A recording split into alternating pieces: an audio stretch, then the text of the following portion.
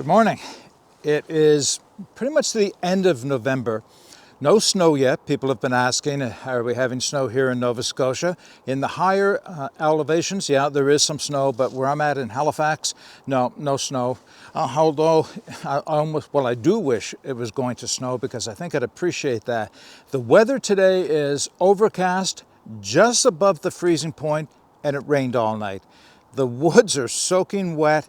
Everything is wet. It is a damp, penetrating cold, but it's better here than at home. There's no question about that. All right, so today's hike and a coffee chat will be about a subject that came out of a video review I made of a shoulder bag, a Haversack, a little while ago.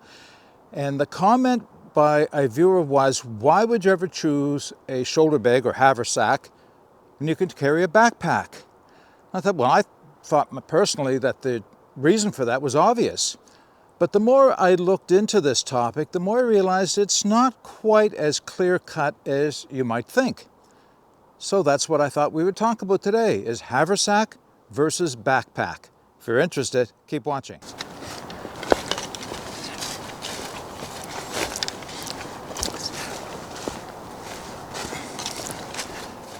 So the location I chose for today's hike and a coffee chat video is on the east side of Quarry Lake here in Halifax. And beautiful view, right? This is just one small alcove. The lake extends much further around. Those are actually islands out there. As far as you can see, two islands side by side. So the lake is much bigger than what we're looking at. But yeah, this is where I'll set up in a few moments' time and start to get ready to make my coffee.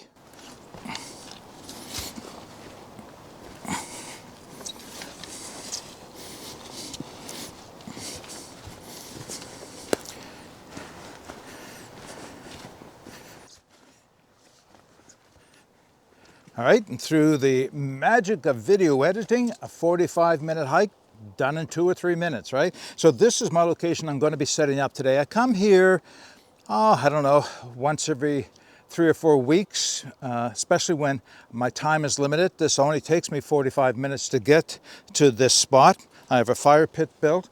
I have a couple of poles for my hammock chair. So it's not a bad little spot for doing videos like this, especially during the winter where access may be a little easier than it normally is. So this is where I'm going to set up for the day. Now, I hope you'll forgive me, but I'm going to skip forward to the making of coffee rather than showing you my setup or setting it up. You'll see where I'm at and what I've done here, but I'll bring you back when it's coffee time. All right, time goes on, and now we're ready to have coffee. So I'm using another one of these, the Brew Company, Brew in the Bag coffees. I have a few more of these lists. This one is Tanzania.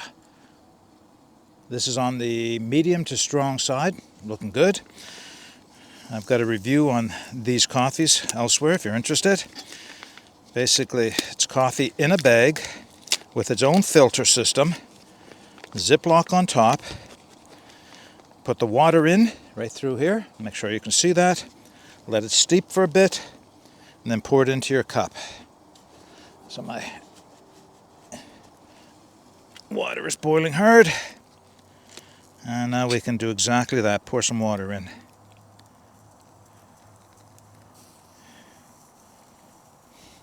There are measurements on the side of the bag, depending on how much coffee you want this to make.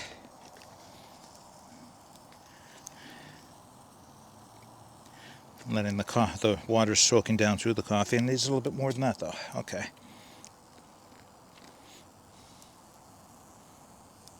That should do it.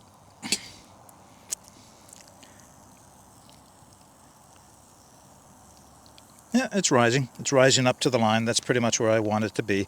Okay, I'll seal that off. Let it brew for about 5 minutes. Pour it into my coffee cup, and we'll have our discussion. All right. Taste test. I don't know. Look at the steam coming off that. No, we're going to reserve the taste test for a few minutes down the road. I like keeping the lid on just the same because, well, like I mentioned, it's the end of November. Things are cooling off. It's a bit better now than it was when I first started out this morning, but it'll still cool off, especially in a titanium cup. It's not a double wall. And once again, the coffee that I'm using today is from the brew company. Be your own barista. And this is the Tanzania blend. Not a blend, sorry, that's a single source coffee. That's very important. Single source and roasted by the people at the brew company. If you're interested, I'll put a link at the end of this video to my video that I did a review on these. Yeah, that's all I'll have to say about the coffee. Okay, topic of the day. This is going to be an interesting chat. I don't expect it to be overly long, but I think it'll may open a few people's eyes. It's certainly going to make a few people think, which is basically what I was trying to accomplish here. And I'm not sure everybody's going to agree with me, which is fine, because that's actually part of the reason I do these videos, is to maybe challenge the commonly accepted wisdom that is out there and see if there's another way of looking at things. So having said that, jump on the keyboard, put your thoughts, your opinions, your feelings in the comments section about what I have to say next. So, all right, let's get started. Again, the origin for this idea for the video is something I've been considering for quite a while, but it wasn't until I received a comment from a viewer who, well, I'll actually have the backpack that I think that I reviewed, who on the review of my backpack, or not backpack, haversack, they said, why would you ever carry a haversack when you can carry a backpack? And as I mentioned, there's more to it than you might think on the surface, because I know there are people in both camps, very polarized. Haversack is perfect, it's all you ever need. Backpack, why would you ever carry a haversack? And like everything, there's no clear-cut answer on it, at least the way I look at this topic. So let's just, okay, a few things we have to talk about, such as definitions. What is a haversack? And that's all important here, because you have to understand it. So what is a haversack? Where did the term haversack come from? Where did it originate, and what does it apply to? Well, a haversack originates from an old German word, Haversack, and that is basically interpreted to English as oat bag. That's what it was, right? A bag a person would carry the oats in that they would then feed their horse. Very simple cotton bag. Probably didn't even, well, it would have had to have a shoulder strap if you wanted to be able to carry it and feed your horse with from the oats from it. But something so simple, so utilitarian, but at the same time became so versatile, because it was obviously recognized that it could be used much more than just for carrying oats for your horse. So if you didn't have a horse, but you could still use the bag for something else, right? Okay, now I'm going to talk about definitions a little further. I just want to show you this. This is the haversack in question from Helicon Text, the Helicon Text Bushcraft Haversack. This is the one I reviewed and the comment came in on. And I'll come back to that in a minute, but I wanted to bring the same one out. And, you know, in hindsight, this is really stretching the definition of a haversack. It's a shoulder bag, don't get me wrong. Nothing wrong with calling it a haversack, but that's not really what a haversack started out like. So what did an original haversack look like? Well, there's lots of examples out there on YouTube and the internet and everything else. They're really super simple to make for yourself. I've made a couple. I made one out of a wool blanket a little while ago. I have a separate video on that if you're interested. I don't have any heavy waxed or oiled canvas ones, which is probably the one that is most true to the original, although I doubt the original was waxed or oiled or anything else. But I did make one recently out of some material I just had tucked away for other projects, and it was a heavy-duty outdoor furniture nylon, right? Simple thing. All I had to do in order to make this haversack was take a piece of material, in this case, 10 inches wide. It was probably 30, maybe 36 inches long. Folded it over, but left enough that I could use it for a flap. But before I sewed it together, I took a very lightweight cotton belt that I picked up at a thrift store, sewed it onto the back at the corners, and then sewed the sides down. No, a little bit more fancy than that. I actually sewed it inside out. It's called what's called a French seam. But that is a haversack. That's what it is. Regardless of the materials, it's basically something simple like this. Something that you can fold up, and for all intents and purposes, I could put this in my pocket. Look how small that gets, right? There's my haversack all folded up. They've come a long way to calling this a haversack, but it's still fair, and I think it still fits the definition, because A haversack is just one style of shoulder bag, and there are a great number of shoulder bags. Where did I put my glasses? Okay, give me a second, folks. I have to find my glasses before I step on them, and then we'll continue the conversation. All right, sorry about that. I laid my glasses down, and I shouldn't have. I should have put them right in my pocket, laid something else on them. I likely would have stepped on them if I hadn't gone looking for them just now. Okay, haversack is a shoulder bag, but there are a great number of shoulder bags in use today and in history. They all have the simple, in common theme that they have a strap that hangs over one shoulder. But I wrote a few words down for a number of different style of shoulder bags, and this is certainly anything but complete. Satchels, market bags, saddle bags, courier bags, sling packs, lumbar packs, bread bags, musset bags, shell bags, possibles bags, game bag, crossbody bag. Right? That's just a small selection of the number of different types of shoulder bags that are out there today. They each have maybe a slightly different mission, built for a slightly different purpose, but they all have essentially the same, or the thing that they have in common is that they're carried over your shoulder. Okay, so what are, I guess the best way to answer the question, haversack or versus bush backpack, is to do a pro-con for each of them. So what are the pros? Let's bring this one back into the picture. What are the pros for a haversack? Well, the obvious is easy access, right? It's over your shoulder, you have it behind your back, you need to get something out of the bag, you swing it around, open it up, reach in and grab it, swing the bag back. That's the obvious, easy, or the number one pro for a bag like this. So are there any other pros for things like this? Well, being small is both a con and a pro. In terms of if it's small, and this is relatively small at least, you can't overload it. I have the Helicontex Bushcraft Satchel, which is 2-3 times the size of this. I have a review on it if you're interested. Love the bag. But consistently, I put too much stuff in it, and then it's too heavy. But we'll get to that in a moment. So yeah, easy access. That's the number one pro for these things. An unthought of pro that most people don't consider is that your back doesn't get sweaty. Backpacks, unless they're built, and even if they are built with a nice ventilated back on them, usually your back still gets sweaty. Rarely does my back get sweaty wearing a shoulder bag. If it starts to get sweaty on one side, I just swing it around to the other side and I can ventilate my back. So those are some of the pros to these things. But those pros can also be cons. That small size means you're not carrying a whole lot in this bag. It's just, it's not built for that. That's not what you, and in fact, you don't want to. If you overload your bag, you're going to pay a price for it. It's going to start to weigh on your shoulder. The heavier it is, the longer you wear it, the more it'll start to be on my left, because I usually wear it over my right because I'm right-handed. It's going to weigh on your shoulder, and over time it will start to really become uncomfortable.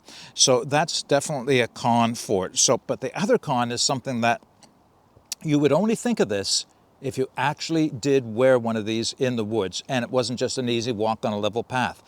These things will swing around all over the place. They'll swing from the front to the back, and they'll always get in your way when you go to do something. If you're climbing over some boulders or getting over a log or blow down somewhere, it always seems to get in the way. So there is a bit of a con in terms of the haversack.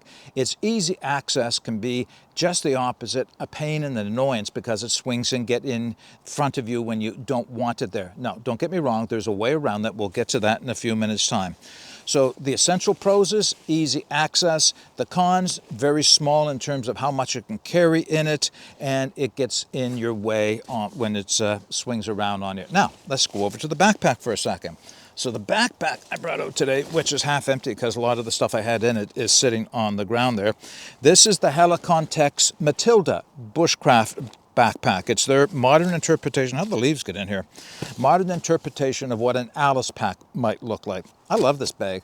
This has a lot going for it. It is relatively lightweight. Even though the material seems, kind of soft and fragile, it's anything but. It's held up amazingly well for over the last number of years that I've been wearing this. So, what are the advantages of a backpack like this? It's bigger, right? You can get so much more in a backpack than you can in a haversack. And that's the way you want it. You don't want to be overloading your haversack. So if you've got a lot of stuff to carry, go with a backpack absolutely every time. So that's the number one advantage, is that it carries so much more stuff. And because it has 2 shoulder straps at the very least, sometimes a waist belt, sternum strap, and sometimes a better suspension system like that. It's going to distribute the weight across your shoulders, and maybe if it's got a waist belt on it, it'll actually carry some of that weight on your hips. You're going to be able to carry this a lot longer with a lot more comfort, a lot less wear and tear in your shoulders and everything else. So those are the advantages. Okay, it should be obvious. What is the disadvantage? Easy access. In order to get at the interior of your bag, you're going to have to take the bag off of your shoulders. So I know, no big deal, right? Just drop the bag on the trail, reach in and get what you want, put it back, and put the bag back up on your shoulder, and away you go. For most people, absolutely, it's not a big deal. It's still not as easy as a shoulder bag, though. A shoulder bag, you just swing around and swing it back out of your way. So it is still slower than a shoulder bag. But this is something a lot of people don't think of unless you're in a position like I am. I have severe arthritis in both of my shoulders. Getting a shoulder or a backpack on and off is a bit of actually getting dressed and putting a coat on is a bit of a problem. I'm waiting on a shoulder replacement now. That's something a lot of people don't think of if they don't have that issue. For those of us who do, a backpack, as much as it's easier to carry stuff in, is a bit of a pain sometimes to get on and off. I just wanted to put that out there. So those of us with shoulders like mine, you know what I'm talking about, right? Okay, so what other disadvantages are there in a backpack? Okay, so this one isn't too bad. It has this padding down here, which is comfortable to wear. It has a central channel here, which does help, but I still get sweaty. There's just no way around it. In the summertime, when it is hot and I'm sweating, I'm getting soaked down my back, and it's because there's just not enough ventilation. There's no way you can get enough ventilation with really any kind of backpack, and I have some good ones with good suspensions, but you still get wet to some degree regardless. Okay, so those are the advantages and disadvantages of a shoulder bag. Now time for a taste of my coffee. Don't want it to get cold. Oh, wow, that's good.